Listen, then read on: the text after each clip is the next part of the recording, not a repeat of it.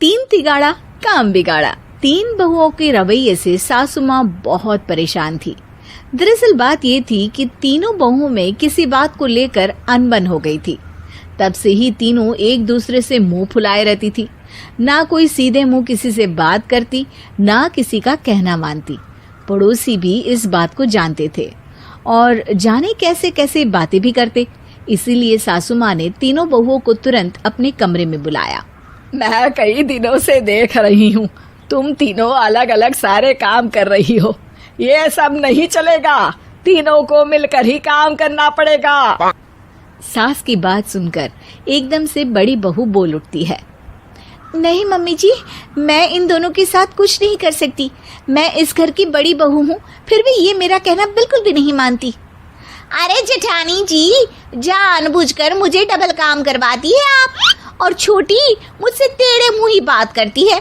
इन दोनों के बीच हमेशा सैंडविच बन जाती है मेरी, और मैं हमेशा आलू की तरह बीच में मसली जाती हूँ।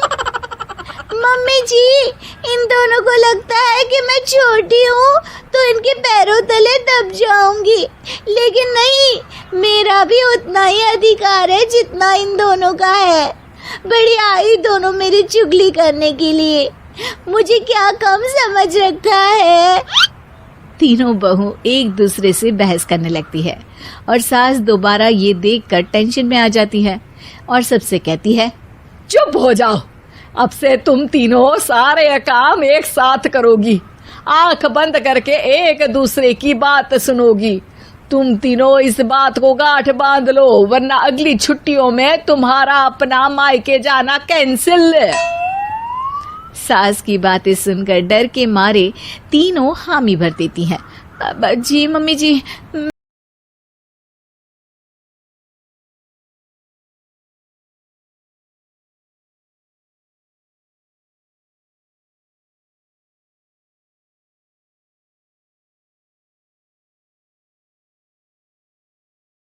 सब देखकर सास खुश हो जाती है और वहां से चली जाती है।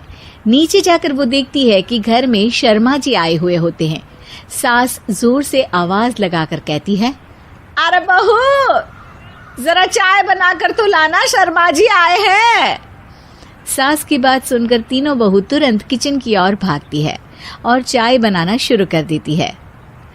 मुझे तो एकदम मसाले वाली कड़क चाय पसंद है, तो हम शर्मा जी के लिए मसाले वाली चाय ही बनाएंगे।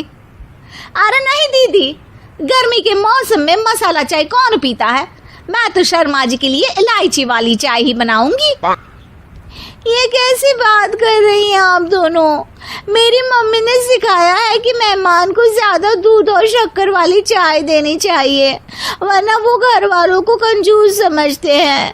तो मैं तो शर्मा जी को ऐसी ही चाय दूंगी। तीनों बहुएं अपने अपने तरीके से चाय में शक्कर, मसाला, पत्ती सब डाल देती है। उबलने के बाद तीनों मिलकर चाय बाहर लेकर जाती है और शर्मा जी और सासू माँ को देती हैं। चाय पीने के बाद शर्मा जी सासू माँ को देखकर शर्मा जाते हैं और शर्मिंदा महसूस करते हैं कि आखिर उन्होंने चाय पीने के लिए हामी क्यों भरी। सासू माँ भी चाय पीना शुरू करती है और कहती हैं, अरे बहू, ये कैसी चाय बनाई है? चाय है या मीठे दूध की बासुंदी? हाँ, चाय अच्छी नहीं लगी क्या? कोई बात नहीं, हम पराठा बनाकर लाते हैं। चलो चलो अंदर। हाँ चलो। हाँ, आती हूँ मैं भी। नहीं नहीं, मेरा पेट चाय ने ही चौपट कर दिया, वही काफी है। पराठे से पोपट नहीं करवाना, मैं तो चलता हूँ। शर्मा जी चुपचाप पतली गली से निकल जाते हैं। अगले दिन सास बहुओं से कहती है, अरे बहू, जाओ जाके ऊपर के गेस्ट हाउस की सफाई कर दो। कल हमारे यहाँ मेरे दूर के रिश्तेदार आने वाले हैं, तो पूरे कमरे को चमका देना, समझी? तीनों बहू सास की बात को मानकर ऊपर सफाई करने चली जाती हैं और तीनों कमरे की सफाई चालू कर देती है। बड़ी बहू मकड़ी के जाले साफ करती है, तो बीच वाली झाड़ू लगाना और छोटी वाली सर्फ डालकर जमीन धोना शुरू कर देती है। अरे दीदी, जेठानी जी, अभी मैंने पूरी फर्श धोई और आप फिर से धूल नीचे गिरा रही हैं।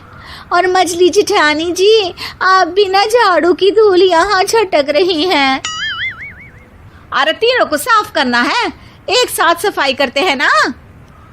अरे वही तो, हम साथ साथ हैं, घर साफ साफ है। तीनों बहू ऐसे ही काम में उलझ जाती है और 2 घंटे तक एक ही कमरे की सफाई करती रहती है। बहुत देर से अपनी बहुओं को ना देखने के कारण सास ऊपर कमरे में उन्हें देखने जाती है, लेकिन कमरे में घुसती ही वो गीली फर्श पर फिसलने के कारण नीचे गिर जाती है। ओरी मोरी मैया, हड्डी मरोड़ के रख दी। आए मेरी तो कमर ही टूट गई रे। तीनों बहुएं सास को उठाती हैं और बिस्तर पर सुला देती है। अरे मेरे हाथ पैर दर्द कर रहे हैं, दबा दो आराम मिलेगा। हाँ जी माँ जी। अरे जी माँ जी माँ जी। और तीनों बहुएं एक साथ सास के हाथ को दबाना शुरू कर देती हैं। माँ की तो चीख ही निकल जाती है और नतीजा ये होता है कि सास के बचे हुए शरीर में भी दर्द उठ जाता है। हाय राम, ये क्या कर दिया तुम तीनों ने। अरे मेरी तो किस्मत ही फूटी है कि तुम जैसी बहुएं मुझे मिली।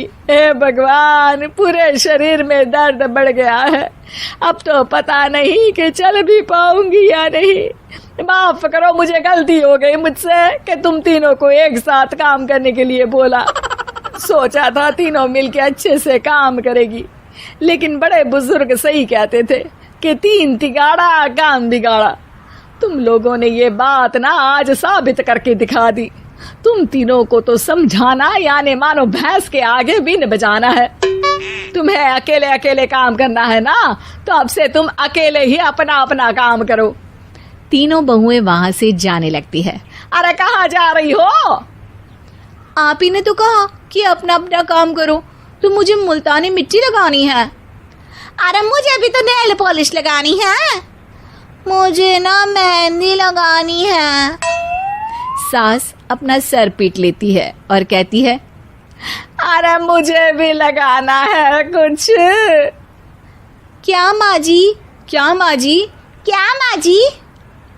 तुम्हारे घर वालों को फोन तुम्हारी हरकतें बताने के लिए।